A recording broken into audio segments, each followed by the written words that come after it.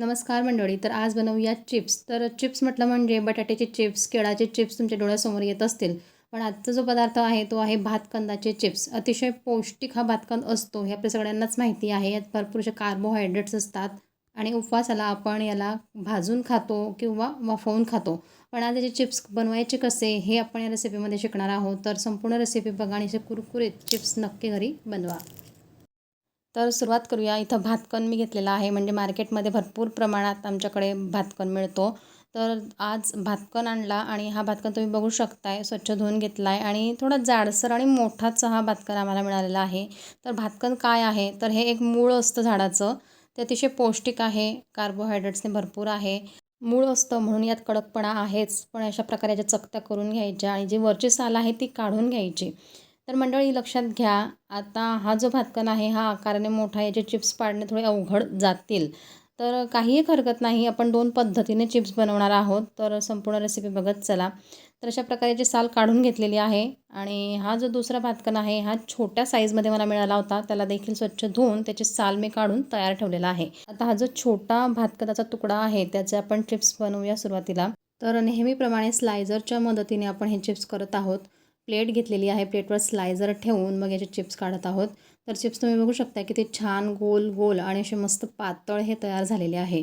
दुसरीकडे गॅसवर तेल देखील गरम झालेलं आहे, त्यामध्ये आपण आता हे एक एक चिप्स सोडत जायचे. तर चिप्स तळताना तेल अतिशय जास्त प्रमाणात गरम नको, मध्यम गॅस फ्लेमवर हे सावकाश तळायचे.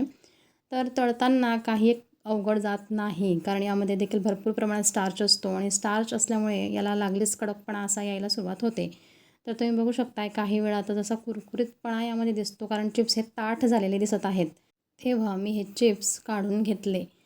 तर मंडळी तुम्ही बघू शकता अगदी बटाट्याचे चिप्सप्रमाणे हे दिसायला आहे आणि कुरकुरीतपणा हा कसा आहे हे आवाजाने नक्कीच कळतं. तर असे मस्त हे चिप्स बनतात. आपण उपवासासाठी हे बनवत आहोत, त्यामुळे फक्त यावर मी तिखट आणि मीठ घालत आहे. जर तुम्हाला फक्त असे खायला बनवायचे असतील तर तुम्ही आता हे चाट मसाला किंवा तुम्हाला आवडत असेल ते मसाले देखील घालू शकतात. अगदी कुरकुरीत आणि भन्नाट चवीचा हा पदार्थ अगदी झटपट बनतो. आणि सगळ्यात आधी आपण जो भातकंद कापला, म्हणजे मोठ्या आकारात असलेला भातकंद, अशा प्रकारे डिझाईनच्या साईडने मी त्याचे चिप्स पाडून घेतले.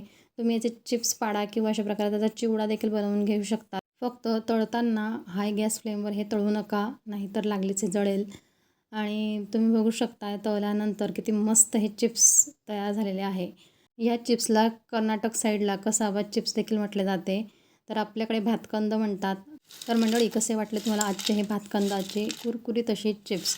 आहे ना मस्त आणि एक युनिक रेसिपी. तर त्यासाठी लाईक बनतो, पटकन व्हिडिओला लाईक करा, शेअर करा ही रेसिपी आणि कमेंट्समध्ये मात्र तुमच्या प्रतिक्रिया नक्की कळवा की कसे वाटले तुम्हाला आजचे हे मस्तपैकी कुरकुरीत असे कसावा चिप्स. नक्कीच आवडले तर लाईक, शेअर, कमेंट्स करायला विसरू नका. सोबतच RR कुकिंग मराठी चॅनलला सबस्क्राईब नक्की करा, म्हणजे अशा छान छान युनिक रेसिपी नेहमीच तुम्हाला बघायला इथं मिळतील. तर चला भेटू आपल्या पुढच्या अशा छान नवीन आणि सोप्या रेसिपीसोबत. तोपर्यंत बाय बाय, टेक केअर.